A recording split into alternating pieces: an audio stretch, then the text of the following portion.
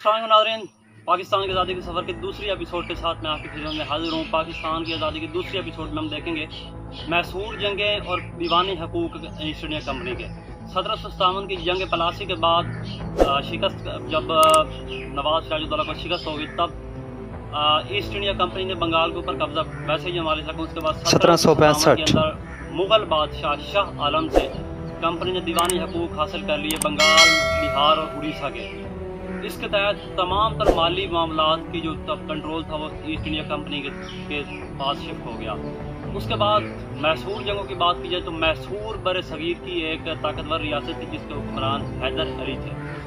1767 यानी कि 1767 से 1799 यानी कि 1799 तक इस अरसे के दरमियान मैसूर रियासत और ईस्ट इंडिया कंपनी के दरमियान 4 बड़ी जंगें लड़ी गईं, जिनकी तफसील कुछ ये है।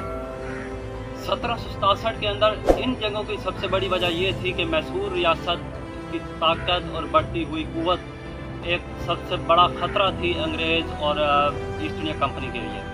जब ईस्ट इंडिया कंपनी ने इस ताकत को देखते हुए मैसूर रियासत के ऊपर हमला किया, अंग्रेज़ों के साथ निज़ाम हैदराबाद और मरहट्टा भी साथ थे, लेकिन हैदर अली की जो कि हिकमत अमली थी उसके तहत उन्होंने ना सिर्फ मुख्तलिफ महाजों के ऊपर इन्हें शिकस्त दी ईस्ट इंडिया कंपनी को, बल्कि उन्होंने इस जंग में शिकस्त दे दी।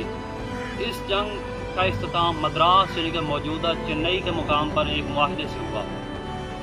उसके बाद ईस्ट इंडिया कंपनी इस मुआहदे की खिलाफ वर्जी की करती है और हैदर अली के जो कि मैसूर रियासत है इसके रकबों में और इसके मामलात में दखलअंदाजी कर देती है। तो उसके बाद फिर से हैदर अली एक और जंग छेड़ देते हैं।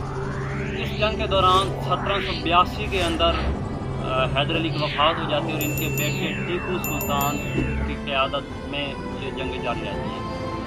इस जंग के अख्ताम के बाद तीसरी जंग में ईस्ट इंडिया कंपनी अपना इत्तेहाद बनाती है मरहट्टा रियासत के साथ और निज़ाम हैदराबाद के साथ। हालांकि इन्हें करना नहीं चाहिए था, इन्हें बाद में इसका खमियाजा भुगतना पड़ा, वो हम आपको आगे चल के बताएंगे। ईस्ट इंडिया कंपनी भरपूर ताकत के साथ मैसूर रियासत के ऊपर हमला करती है और टीपू सुल्तान को कई पैदर पे शिकस्तों का सामना करना पड़ता है। फिर आखिर ये जंग सरंगापट्टनम के जो किला है वहाँ पे एक मुआहदा होता है जिसके तहत टीपू सुल्तान को अपनी रियासत के खासे बड़े रकबे से हाथ धोना पड़ते हैं और बड़ी मकदार तवान की खासा तवान भी अदा करना पड़ता है ईस्ट इंडिया कंपनी को। ये वापस चले जाते हैं तो ईस्ट इंडिया कंपनी ने अपना फ़ैसला किया, जो कि आप यहाँ पे भी देखते हैं कि वो अपने लोगों को यानी कि गद्दारों को ख़रीद लेते हैं। तो यही काम किया मीर सादिक, मीर जाफ़र की कहानी आपको पीछे सुना चुके हैं, मीर सादिक की बात कर रहा हूँ यहाँ पे। मीर सादिक एक टीपू सुल्तान के दरबार कह लें, टीपू सुल्तान के एक बहुत ही ताकतवर और बाएतमाद ओहदेदार था। तो ये कंपनी को और अंग्रेज़ों को बहुत ही कीमती मालूमात देता रहा और उनके साथ यानी कि हाथों में खिलौना बना रहा।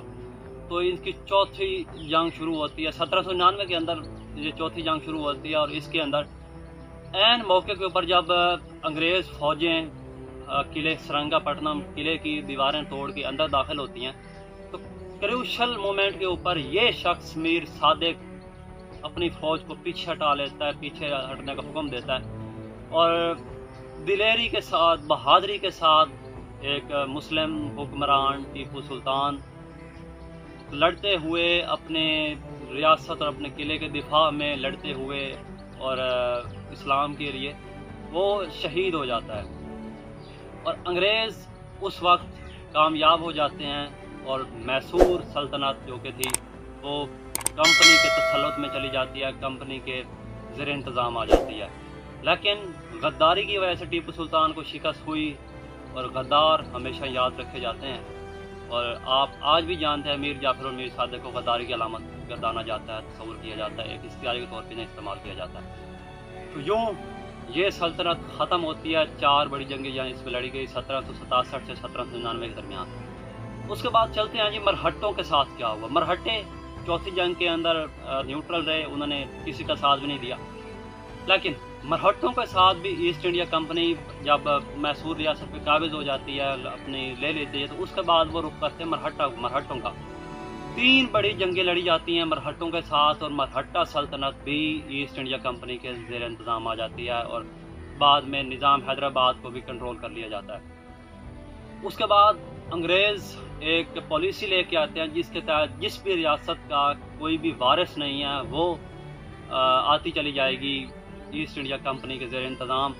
और कई बड़ी बड़ी रियासतें और कई रियासतें ऐसी हैं जो कि इस पॉलिसी के तहत जिनका कोई वाली वारिस नहीं था, या उसके अंदर कुछ सियासी और मामलात में दखलंदाजी करके ईस्ट इंडिया कंपनी उन रियासतों के ऊपर काबिज हो गई। तो ये थी कुछ चीज़ें, और इंशाल्लाह हम अगली एपिसोड के अंदर आपको बताएंगे जंग आज़ादी की वजूहात क्या हुई, इसके नताइज क्या हुए। और हम पिछली एपिसोड में भी आपको बता चुके हैं, काफ़ी चीज़ें आपके साथ उसमें डिस्कस की थी। और अभी हम आपको पाकिस्तान की आज़ादी के सफ़र के पस मंज़र से आगाह कर रहे हैं। जो असल सफ़र जारी होगा वो इंशाल्लाह चौथी एपिसोड से हम आपके साथ रखेंगे।